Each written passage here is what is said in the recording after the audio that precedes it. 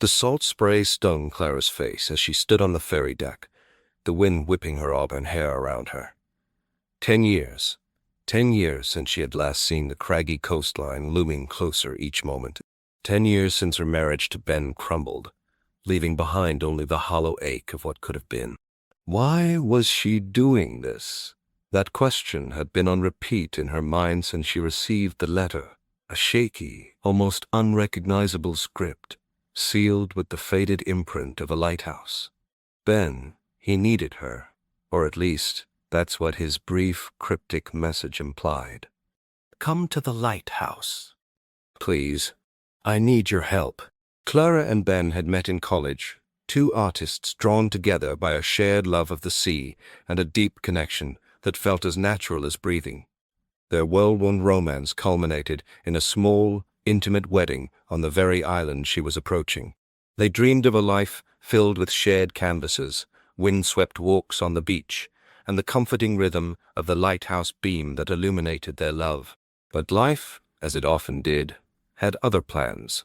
Ben, a man of intense passion, also possessed a brooding artist's soul, prone to dark moods and bouts of crippling self-doubt.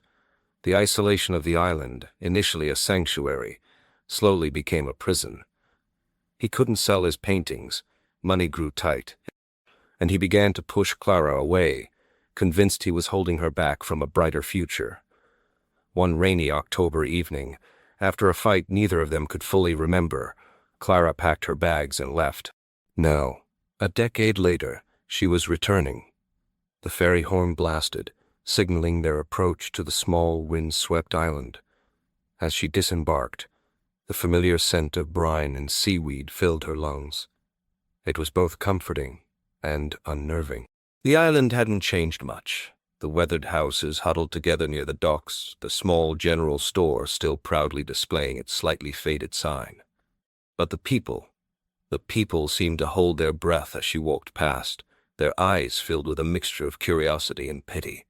She walked the familiar path towards the lighthouse, a towering white structure perched on the highest point of the island. As she walked, a sense of dread washed over her. The lighthouse, once a symbol of hope and guidance, now felt ominous, a silent sentinel guarding a secret she wasn't sure she wanted to uncover. Ben was waiting for her at the base of the lighthouse. He looked older, his face etched with lines of worry, and his once vibrant blue eyes now clouded with a deep sadness. His hair, once thick and unruly, was now streaked with gray. "Clara," he said, his voice raspy, barely a whisper. "Ben," she replied, her voice equally shaky. He didn't embrace her, didn't offer any of the usual pleasantries. "Thank you for coming," he said simply. I don't know who else to turn to." He led her inside the lighthouse, the circular staircase leading upward. The air inside was damp and musty, filled with the scent of old metal and dust. As they climbed, Ben explained, his voice strained. Things haven't been good. The island, it's changing. People are leaving, and strange things have been happening." "Strange things?" Clara asked, her brow furrowed. "Accidents," Ben said. "Unexplained accidents. Old man Hemlock fell from his boat last week. Said he was pushed. Mary Olson's house burned down. She swears she saw someone running away." He paused, his hand gripping the railing tightly. And I think someone is trying to hurt me." Clara stared at him, her heart pounding. "Hurt you?